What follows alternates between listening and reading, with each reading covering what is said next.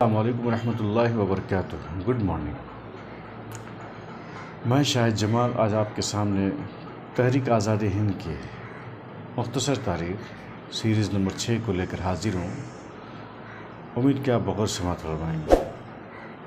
1857 عیسوی کے قدر کے بعد انگریزوں کو جو بھی مسلمان ملتے تو اس کو پھانسی پر لٹکا دیتے۔ تو کیا مسلمانوں کو پھانسی پر لٹکانے کی وجہ سے کیا مسلمان آزادی کے حصول کے لیے ذرا سا بھی پیچھے ہٹے، سستی دکھائی؟ ہرگز نہیں۔ تو ہم اب اپنے ٹاپک کی طرف آتے ہیں کہ کیا ہوا اس کے بعد۔ انگریزوں نے 20 ستمبر 1857 کو لال قلعہ پر قبضے کے بعد برطانوی یونین جیک لہرا دیا۔ جنرل بخت اور دوسرے مجاہدین تقریباً 4 ماہ تک دہلی کا دفاع کرتے رہے، اور ایک ہندو مورخ میرا رام گپت کے مطابق 1857 عیسوی میں 5 لاکھ سے زیادہ مسلمان کو قتل کیا گیا۔ جنرل بخت نے بہادر شاہ ظفر کو روہیل کھنڈ جانے کا مشورہ دیا، مگر انہوں نے قبول نہیں کیا۔ بہادر شاہ ظفر لال قلعہ کو چھوڑ کر ہمایوں کے مقبرے میں چلے گئے۔ انگریزوں نے ایک مغل شہزادہ جواں بخت کو چھوڑ کر تمام شہزادوں کو قتل کر دیا۔ انگریزوں نے آخری مغل بادشاہ بہادر شاہ ظفر کو رنگون جلا وطن کر دیا۔ بہادر شاہ ظفر نے 1857 عیسوی میں ملک کے پنڈتوں اور فقیروں سے انگریزوں کے خلاف جہاد کے لیے اپیل کی۔ بہادر شاہ ظفر نے صنف شاعری میں بہت شہرت پائی۔ واجد علی شاہ کی بیگم حضرت محل نے لکھنؤ میں انگریزوں کے خلاف بغاوت کی قیادت کی۔ 2 جولائی 1857 کو لکھنؤ میں مجاہدین نے ریزیڈنسی کا گھیراؤ کر کے اس کا قتل کر دیا۔ حضرت محل پردہ نشین خاتون ہونے کے باوجود ہاتھی یا گھوڑے پر سوار ہو کر میدان میں جاتی تھیں۔ میجر ہڈسن نے سقوط دہلی میں اہم کردار ادا کیا تھا۔ جب یہ لکھنؤ پہنچا تو بیگم نے ان کو گرفتار کر لیا۔ سامعین، بیگم حضرت محل نے میجر ہڈسن کو سزائے موت کی سزا دے دی۔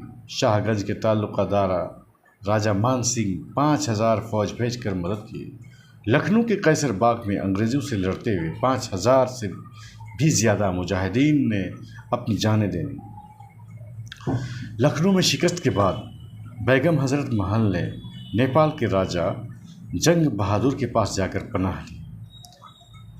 سامعین، انگریز مورخ تھامس نے جنگی صلاحیت اور بہادری میں بیگم محل کو جھانسی کی رانی کے برابر قرار دیا۔ تھانہ بھون کے مشہور رئیس قاضی عنایت علی سہارنپور جب ہاتھی خریدنے لگے تو سہارنپور کے مجسٹریٹ نے گرفتار کر کے پھانسی دے دی۔ عنایت علی کی پھانسی کے بعد تھانہ بھون کے مسلمانوں نے حاجی امداد اللہ مہاجر مکی کے ہاتھوں پر بیعت کی۔ تھانہ بھون کے علاقے کے لوگوں نے مہاجر مکی کی بغاوت میں باقاعدہ ایک اسلامی حکومت قائم کی۔ ان کی حکومت میں حضرت مولانا قاسم نانوتوی کو افواج کا سپہ سالار بنایا گیا تھا۔ یہ وہی قاسم نانوتوی صاحب ہیں جنہوں نے دارالعلوم دیوبند کی داغ بیل ڈالی تھی، ہندوستان میں ازہر ہند کے نام سے مشہور ہے۔ اسلامی حکومت کے قیام کے بعد یہ حاجی صاحب نے انگریزوں کے خلاف جہاد کا اعلان کر دیا۔ حاجی امداد اللہ مہاجر مکی کے سپہ سالار حافظ ضامن شامل میں انگریز چوکی پر حملہ کے دوران شہید کیے گئے۔ حافظ ضامن کی شہادت کے بعد فتوحات کا سلسلہ رک گیا۔ تھانہ بھون پر انگریزوں کے قبضے کے بعد حاجی امداد اللہ مہاجر مکہ مکرمہ ہجرت کر کے چلے گئے۔